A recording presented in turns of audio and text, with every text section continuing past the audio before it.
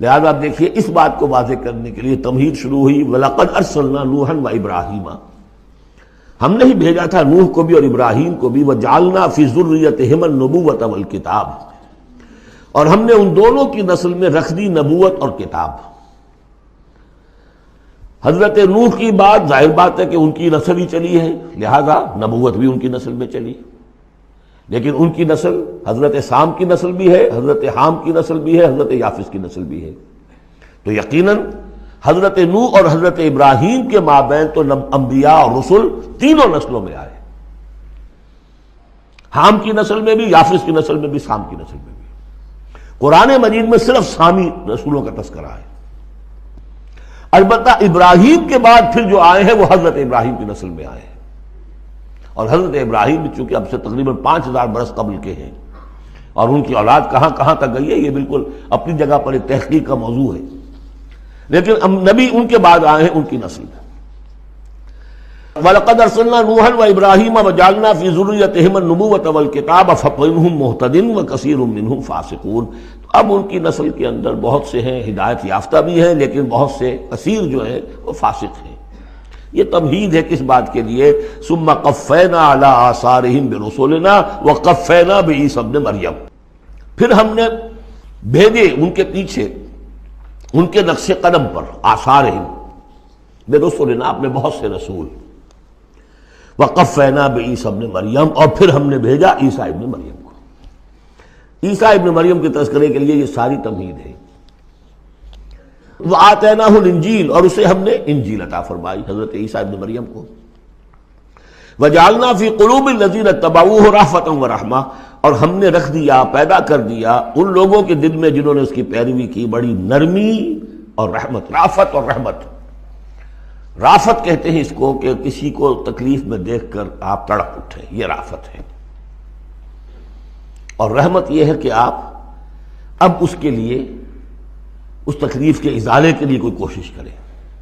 گویا کہ یہ ایک، جیسے کہ ہمارے ہاں وہ ریفلیکس ایکشن کا ایک سرکل ہے، ادھر کسی چیونٹی نے کاٹا، اس کا سارا تصور جو ہے یہاں پہنچ گیا دماغ میں، کسی چیز نے کاٹا، فوراً وہاں سے حکم آیا، اور جو مسلز ہیں ان کو حکم ہوا اور ہاتھ جو ہم نے کھینچ لیا، انسٹنٹینیسلی یہ شے ہوتی ہے۔ اسی طریقے سے کسی کو دیکھا تکلیف میں اور خنجر چلے کسی پہ، تڑپتے ہیں ہم امیر، سارے جہاں کا درد ہمارے جگر میں ہے۔ اگر یہ شکل پیدا ہو جائے تو پھر آدمی اس کے نتیجے میں پھر جو بھی کچھ کر سکتا ہے کرتا ہے اس کے لیے۔ تو رافت اور رحمت یہ گویا کہ کمپلیمنٹری ہے۔ اللہ تعالیٰ فرما رہے کہ حضرت عیسیٰ کے جاننے والوں، ماننے والوں کے دلوں میں یہ بات تو ہم نے پیدا کی ہے، خود تسلیم کر رہے ہیں۔ وَجَعَلْنَا فِي قُلُوبِ الَّذِينَ اتَّبَعُوهُ رَأْفَةً وَرَحْمَةً۔ اس کی وجہ کیا ہے؟ حضرت عیسیٰ خود بہت رقیق القلب تھے، بہت نیک تھے، اس درجے ان کے اندر تھی کہ ایک چور کو دیکھا اپنی آنکھوں سے کہ چوری کر رہا ہے، اسے کہا کیا کر رہا ہے؟ چوری کر رہا ہے۔ اس نے کہا نہیں میں چوری تو نہیں کر رہا۔ اچھا بھائی، میری آنکھ نے غلط دیکھا۔ حضرت عیسیٰ کی اپنا مزاج، ہر ایک کا اپنا مزاج ہے، لہذا وہی مزاج ان کے جو حواریین تھا ان کے اندر پیدا ہوا ہے، رافت، رحمت، رقت قلب، شفقت۔ لیکن یہ چیز اب شیطان نے اس کو موڑ دیا رہبانیت کی طرف۔ وَرَهْبَانِيَّةً ابْتَدَعُوهَا، رہبانیت کی بدعت انہوں نے ایجاد کی ہے۔ ایک شے تو ہم نے رکھی ان کے دل میں، رافت اور رحمت ہم نے رکھ دی۔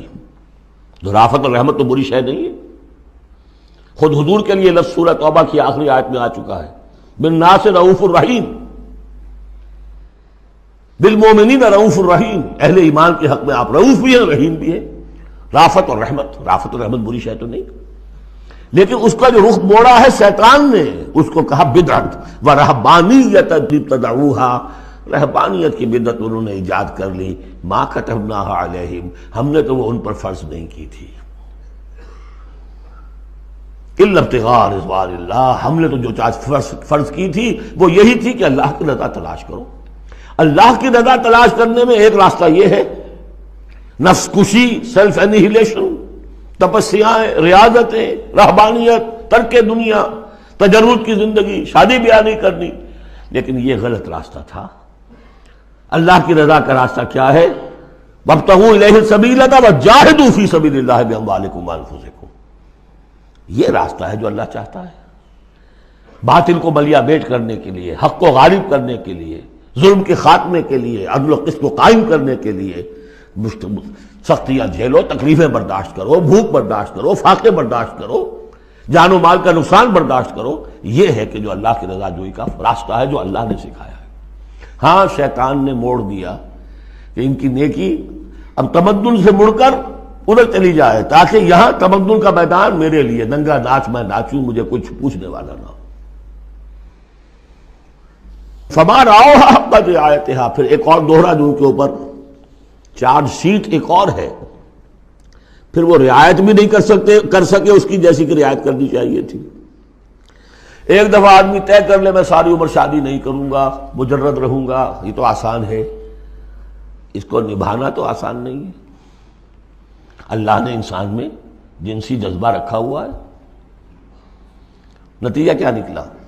وہ تو جو کتابیں میں نے بتایا ہے کہ یہ موٹی موٹی ضخیم کتابیں جو ہے ہسٹری آف کرسچین موناسٹسزم پر، ان میں پڑھ لیجیے اب کیا ہوتا تھا۔ کہنے کو راہب ہے اور راہبائیں ہیں، اور زنا ہو رہا ہے، حرامی بچوں کی پیدائش ہو رہی ہے، اور ان کے تہخانوں کے اندر قبریں بن رہی ہیں۔ وہ تہخانے جو ہوتے تھے راہب خانوں کے، وہ حرامی بچوں کے قبرستان ہوتے تھے۔ آخر فطرت کا راستہ ہے، دریا کے آگے آپ بند باندھیں گے کیا کریں گے؟ کوئی راستہ اس کا ایک اور بنائیے تو پھر وہ بند باندھ سکتے ہیں نا، چلتے دریا میں کیسے بنا دیں گے؟ وہ اسلام نے راستہ دیا ہے، حلال راستہ ہے، جائز راستہ ہے، شادی کرو، اپنے جنسی جذبے کی تسکین کا سیدھا سامان جو ہے وہ تمہارے لیے موجود ہے۔ جہاں وہاں قدغن آ جائے گی حرام خوری ہوگی، پانی کے آگے بہاؤ کریں تو پانی کہیں نہ کہیں سے راستہ نکال لے گا، یہی ہوا۔ اور کون بچا ہوا؟ تو شاذ کوئی ہوگا، اس لیے کہ خود وہ کہتے ہیں، انہی کا ایک آدمی ہے، شاہدہ شاہد من اہلہا، جب فرائڈ جو ہے انہی کا آدمی وہ کہتا ہے کہ یہ سب سے زیادہ پوٹنٹ ہے موٹیو انسان کا، the most potent motive in human beings is sex. حالانکہ غلط ہے یہ، مغربی حکماء کے میں سے کسی کی نظر کہیں جم گئی، کسی کا کہیں جم گئی۔ مارکس کو پیٹ نظر آیا، معاشی جذبہ جو ہے انسان کا، اس کو سیکس نظر آیا۔ ایڈلر کو دی ارج ٹو ڈومینیٹ، تفوق، حب تفوق، یہ ساری چیزیں اپنی جگہ پر پارشل ٹروتھس ہیں، سب ٹھیک ہے، لیکن بہرحال جو اتنا بڑا جذبہ ہے اس کے آگے آپ ایک غیر فطری اگر بند باندھیں گے تو اس کا نقصان کیا ہوگا؟ فما رعوها حق رعایتها، تو پھر وہ رعایت بھی نہ کر سکے، اس کی حفاظت نہ کر سکے، اس کا حق ادا نہ کر سکے، اس کو نبھا نہ سکے جیسا کہ نبھانے کا حق تھا۔ فآتینا الذین آمنوا منہم اجرہم، تو ان میں سے جو لوگ ایمان لے آئے، یعنی یہ کہ جو بھی مسلمان ہو گئے، یہ بھی مانی ہے، یا اپنے اپنے زمانے میں حضور صلی اللہ علیہ وسلم سے کی بعثت سے پہلے پہلے جو لوگ بھی تھے صاحب ایمان ان میں، ان کے لیے ان کا اجر ہے۔ وَكَثِيرٌ مِّنْهُمْ فَاسِقُونَ، لیکن ان کی بھی اب اکثریت جو ہے فاسقوں پر مشتمل ہے۔ یا ایھا الذین آمنوا اتقوا اللہ وآمنوا برسولہ، اس کے دو مفہوم ہیں، ایک تو یا ایھا الذین آمنوا اہل ایمان، مسلمانوں سے خطاب ہے، اہل ایمان اللہ کا تقوی اختیار کرو اور اللہ کے رسول پر ایمان کو پختہ کرو۔ لقد کان لکم فی رسول اللہ اسوۃ حسنہ، ان کی زندگی میں دیکھو کیا توازن تھا، انہوں نے ترک دنیا تو نہیں کی، شادیاں کی، بھرپور زندگی گزاری ہے، ان کی اولاد بھی تھی،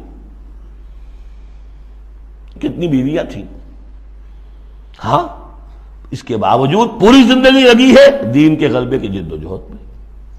یہ اسوہ ہے، یہ آئیڈیل ہے تمہارے لیے، یہ نمونہ ہے، ان کی پیروی کرو۔ لقد کان لکم فی رسول اللہ اسوۃ حسنہ۔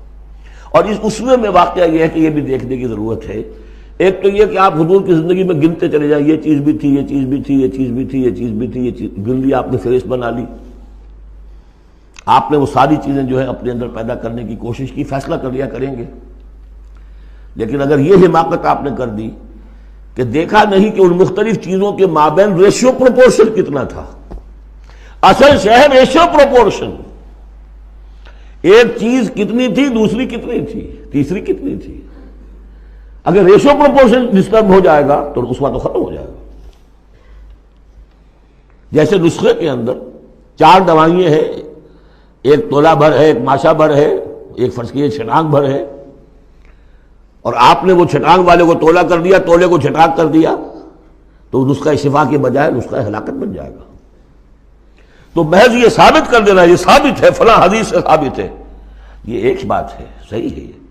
لیکن یہ دیکھیے کہ حضور کا مجموعی جو طرز عمل ہے، آپ کا جو رویہ ہے، زندگی جو آپ نے گزاری ہے، اس میں ٹائم ایلوکیشن کیا تھا، اس میں ریسورسز کی ایلوکیشن کدھر تھی، اس میں اب پرائرٹیز کس کو تھی، کیا چیز جو تھی وہ پرائمری تھی، کیا سیکنڈری تھی. اگر یہ چیزیں بھی ملحوظ نہ رکھی گئیں تو وہ اسوا نہیں رہے گا، وہ کچھ اور بن جائے گا. لہذا یہاں زور جو ہے وہ آمنوا برسولہ. اور ایک بات یہ ہے کہ یہاں پر اہل کتاب کو بھی خطاب کیا جا رہا ہے کہ ان میں سے بھی جن لوگوں کے دلوں کے اندر ابھی کوئی رمق تھی ایمان کی، سابقہ ایمان کی، ان کو پکار کر کہا جا رہا ہے یا ایھا الذین آمنوا اتقوا اللہ وآمنوا برسولہ. اللہ کو تو تم مانتے ہو پہلے سے، اس کا تقوی اختیار کرو. اب تمہارے لیے بڑا امتحان یہ کہ اس رسول پر بھی ایمان لاؤ، اور اگر تم اس رسول پر بھی ایمان لاؤ گے یؤتکم کفلین من رحمتہ، تمہیں دوہرا دے گا اپنی رحمت میں سے حصہ. اہل کتاب جو ایمان لائے حضور پر، ان کے لیے دوہرا اجر ہم پڑھ چکے ہیں پہلے، یہ سورہ قصص میں آ چکا ہے. وَيَجْعَلْ لَكُمْ نُورًا تَمْشُونَ بِهِ. اب یہ دونوں کو کور کرے گا. اگر تم نے رسول پر ایمان پختہ رکھا، اسی لیے جو میں زور دیتا ہوں کہ منہج انقلاب نبوی تلاش کیجئے. آپ حضور نے کیسے انقلاب برپا کیا؟ محض اقامت دین کی جد و جہد کے لیے تن من دھن لگا دینا، یہ پہلا قدم ہے. اللہ مجھے اور آپ کو توفیق دے کہ ہم اس کا فیصلہ کریں. پھر مرحلہ آئے گا کس طریقے پر کریں. وہ منہج اگر انقلاب نبوی کا نہیں ہے، خلاف پیمبر کسے راہ گزید کہ ہرگز بمنزل نہ خواہد رسید. اگر پیغمبر کے راستے سے ہٹ کر کوئی راستہ اختیار کیا، کبھی منزل تک نہیں پہنچ سکو گے. لہذا آمنوا برسولہ، جتنا یقین ہوگا کہ جا ہی جاست. آپ کو معلوم ہے جہاں ذرا گمان ہوتا ہے کہ یہاں تیل ہے، کروڑ ہاں ارب ہاں روپیہ جو ہے وہ وہاں پہ ڈرلنگ کے اندر، تلاش کے اندر لگا دیتے کہ نہیں. یقین ہو کہ جا ہی جاس. اصل شے ہے سیرت محمدی صلی اللہ علیہ وسلم، اصل شے ہے طریق محمدی صلی اللہ علیہ وسلم، منہج و منہاج محمدی صلی اللہ علیہ وسلم. وَلِكُلٍّ جَعَلْنَا مِنْكُمْ شِرْعَةً وَمِنْهَاجًا. ہم نے تم میں سے سب کے لیے علیحدہ علیحدہ شریعتیں، علیحدہ علیحدہ منہاج بنائے ہیں. منہاج محمدی کیا ہے؟ اس کو تلاش کرو اور اس کو اختیار کرو. یا ایھا الذین آمنوا اتقوا اللہ وآمنوا برسولہ یؤتکم کفلین من رحمتہ ویجعل لکم نورا تمشون بہ ویغفر لکم واللہ غفور رحیم. اور بخش دے گا. پھر اس راستے پر آدمی چل پڑے، رخ سیدھا کر لے، بحیثیت مجموعی زندگی صحیح رخ پر آ گئی تو خطا تو ہو جائے گی کبھی نہ کبھی، کہیں پاؤں پھسل جاتا ہے آدمی کا، اٹھتا ہے توبہ کرتا ہے. انما التوبۃ علی اللہ للذین آمنوا للذین یعملون السوء بجہالۃ ثم یتوبون من قریب واللہ غفور الرحیم. اللہ جو ہے وہ غفور الرحیم ہے. تو میں نے جو اس آیت کا مفہوم بیان کیا آپ کے سامنے کہ اس میں خطاب کا رخ جو ہے اہل کتاب کی طرف بھی ہے، اس سے اگلی آیت جو ہے بہت کھل جاتی ہے. لئلا یعلم اہل الکتاب الا یقدرون علی شیء من فضل اللہ.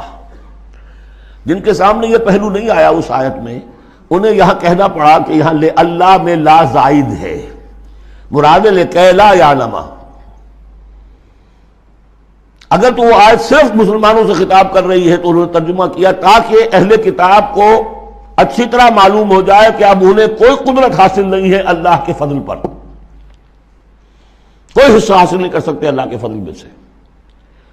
میں نے جو دوسرا رخ بیان کیا ہے اس سے سمجھیے تاکہ نہ سمجھے اہل کتاب کہ اب ان کے لیے اللہ کے فضل کے حصول کا کوئی راستہ نہیں رہا. راستہ ہے، اب بھی ہے، کھلا ہے. آؤ محمد کے قدموں میں آؤ، آؤ قرآن کی طرف آؤ. جیسے سورہ بنی اسرائیل میں ہم نے پڑھا تھا عسیٰ ربکم ان یرحمکم وان عدتم عدلا وجعلنا جہنم للکافرین حصیرا. اب بھی تمہارا رب تم پر رحمت کرنے کے لیے تیار ہے. تم تھے لاڈلے تھے، اس میں کوئی شک نہیں، اب تم راوے درگاہ ہو گئے ہو اپنے طرز عمل کی وجہ سے، اپنے کردار کی وجہ سے، لیکن اب بھی تمہارا رب تم پر رحمت فرمانے کے لیے آمادہ ہے۔ عسیٰ ربکم ان یرحمکم وان عدتم عدنا۔ اور اگلی آیت کیا ہے؟ ان ھذا القرآن یہدی للتی ہی اقوم۔ رحمت خداوندی کا شاہ درا اب یہ قرآن ہے، یہاں سے داخل ہو۔ یہاں بھی وہی فرمایا جا رہا ہے، اب بھی فضل کا راستہ کھلا ہے تمہارے لیے، اللہ کا فضل جو ہے ابھی کھلا ہے۔ آؤ لئلا یعلم اہل الکتاب، تاکہ نہ یہ سمجھیں اہل کتاب اللہ یقدرون علی شیء من فضل اللہ، کہ اب تو فضل اللہ کے فضل میں سے ان کے لیے کچھ بھی حاصل کرنا ممکن نہیں۔ وَأَنَّ الْفَضْلَ بِيَدِ اللَّهِ يُؤْتِيهِ مَن يَشَاءُ، فضل اللہ کے ہاتھ میں ہے، وہ جس کو چاہتا ہے دیتا ہے۔ وَاللَّهُ ذُو الْفَضْلِ الْعَظِيمِ، اور اللہ بہت بڑے فضل والا ہے۔ سورۃ المجادلہ، یہاں پہ ایک نوٹ کر لیجئے کہ ان میں مسبحات کی ترتیب اس طرح ہے۔ ایک مسبحات میں سے ام المسبحات سورہ حدید، پھر ایک ہے بغیر مسبح تسبیح کے، پھر ایک صورت آئے گی پھر مسبحات میں سے سورہ حشر، پھر ممتحنہ آ جائے گی بغیر تسبیح کے۔ پھر ان 10 صورتوں کے اندر جو اہم ترین جوڑا ہے، مرکز ان کا، وہ سورہ صف اور سورہ جمعہ دونوں مسبحات سے شروع ہوں گی۔ پھر ایک خالی، پھر مسبحات میں سے تغابن، پھر دونوں ایک جوڑا ہے کہ جو بغیر مسبحات کے ہیں، سورہ طلاق اور سورہ تحریم۔ مرکز کیا ہے ان کا 10 میں سے؟ 4 ادھر 4 ادھر، درمیان میں سورہ صف، سورہ جمعہ۔ یہ سورہ مبارکہ جو ہے، اب اس کا اصل مضمون کیا ہے وہ پہلے سمجھ لیجئے، پھر ہم شروع کرتے ہیں۔ اس میں شروع میں تو ایک ضمنی طور پر سمجھیے، معاشرتی معاملات میں سے، آئلی قوانین میں سے ایک خاص بات ہے جس کے لیے یہاں 4 آیتیں غالباً آئی ہیں۔ اس کے بعد جو سورہ حدید کا مرکزی مضمون تھا، اللہ کا دیا ہوا نظام عدل و قسط قائم کرنا، اب ظاہر بات ہے کہ اس کی جد و جہد کے لیے ایک حزب اللہ درکار ہے۔ ایک آدمی تو یہ کام نہیں کر سکتا۔ ایک آدمی کر سکتا تو حضرت موسیٰ علیہ السلام پر وہ حسرت کیوں طاری ہوتی ہے جب پوری قوم نے جواب دے دیا تھا فَاذْهَبْ أَنْتَ وَرَبُّكَ فَقَاتِلَا إِنَّا هَاهُنَا قَاعِدُونَ۔ ایک نہیں 4 تھے، وہ حضرت موسیٰ بھی تھے، حضرت ہارون بھی تھے۔ رب انی لا املک الا نفسی واخی فافرق بیننا وبین القوم الفاسقین، یاد ہے یا نہیں؟ پھر 2 اور تھے، پھر ان کے یوشع ابن نون بھی تھے اور کالب بن یفنہ بھی تھے، 4 تھے۔ لیکن 4 سے تو نہیں ہوتا، جماعت چاہیے نظام کو بدلنے کے لیے، باطل کو کہ جڑ کو اکھیڑنے کے لیے۔ وہ جماعت جو ہے حزب اللہ کہلاتی ہے۔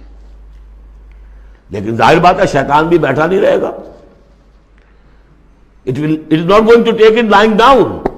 ٹھیک ہے، آپ کو واک اوور دے دے گا، جائیے جی آپ چلا اپنا دین حق قائم کر لیجئے۔ شیطان اور شیطان کا لاؤ لشکر، اس کے چیلے چانٹے، اس کے ایجنٹ، وہ ہے حزب الشیطان۔ اس سورہ مبارکہ میں اب حزب اللہ اور حزب الشیطان کا تقابل آئے گا، اور حزب اللہ کے کارکنوں کو کچھ ہدایات دی جا رہی ہیں کہ یہ شیطان تمہارے اندر بھی رخنے پیدا کرنا چاہتا ہے، کس طریقے سے اس کو روکو۔ جیسے سورہ حجرات میں ہم نے دیکھا، تمسخر ایک دوسرے کا نہ کرو، ایک دوسرے کی غیبت نہ کرو، سوء ظن سے کام نہ لو۔ وہ یاد ہے، کسی کے نام چڑھانے والے نہ رکھ لو، وہ ساری ہدایات۔ کسی افواہ کے اوپر فوراً اقدام نہ کر لو، اگر کوئی فاسق کوئی خبر لے کر آئے تحقیق کرو پھر کوئی اقدام کرو۔ یہ ساری ہدایت کس لیے؟ آج 2 مسلمان لڑ پڑے تو صلح کراؤ، تاکہ وہ حزب اللہ مضبوط رہے، مستحکم رہے۔ یہ نیکی کی قوت ہے، نیکی کی طاقت ہے۔ یہ طاقت مضبوط ہوگی تو نیکی کے لیے امکان ہوگا کہ اس کا غلبہ ہو، اور وہ قوت جو ہے نیکی کی حامل قوت، وہ اگر کمزور ہو گئی تو پھر جو باطل ہے وہ ڈنکا بجائے گا۔ یہ ہے اس سورہ مبارکہ کا مضمون۔